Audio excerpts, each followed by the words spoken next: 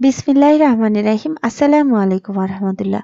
খুব সহজ উপায়ে রোজ লটকন তৈরি করার জন্য বা ফুল তৈরি করার জন্য এখানে বৃত্ত আকারে দুটা কাপড়কে ভিতরের দিকে সোজা সাইডটা রেখে উপরের দিকে উল্টা সাইডটা রেখে এভাবে করে সেলাই করে নিয়েছি। এখন এক সাইডে কাট বসিয়ে দিবেন এবং আপনাদের সোজা সাইড করে নিতে হবে। তো সোজা সাইড করে নেওয়ার পর এখানে আপনাদের কোণাগুলো সুন্দর করে বের করে নিতে হবে। আয়রন করে দিলে সুন্দর ফিনিশিং পাবেন। যে সাইডে কাট নেই সেই সাইডে আপনাদের দড়িটা এভাবে করে সেলাই করে নিতে হবে।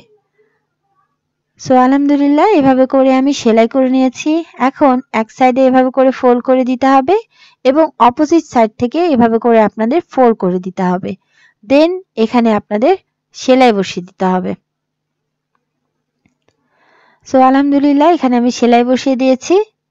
এখন সুই সুতার সাহায্যে কয়েকটা ফোঁড় দিয়ে সেলাই করে নিতে হবে। তো সেলাই করে নেওয়ার পর সুতাটাকে টেনে এভাবে করে ঘুরিয়ে নিতে হবে এবং একদম লক করে দিতে হবে। তো আলহামদুলিল্লাহ এখানে আমি লক করে নিয়েছি। এই অবস্থায় আসার পর এখানে আপনাদের এক সাইডটাকে উল্টে দিতে হবে। তো এক সাইডে উল্টে দেওয়ার পর একদম সহজ উপায়ে রোজ ফুলটা তৈরি হয়ে যাবে। ভালো লাগলে চ্যানেল সাবস্ক্রাইব করে পাশেই থাকতে পারেন। আসসালামু আলাইকুম।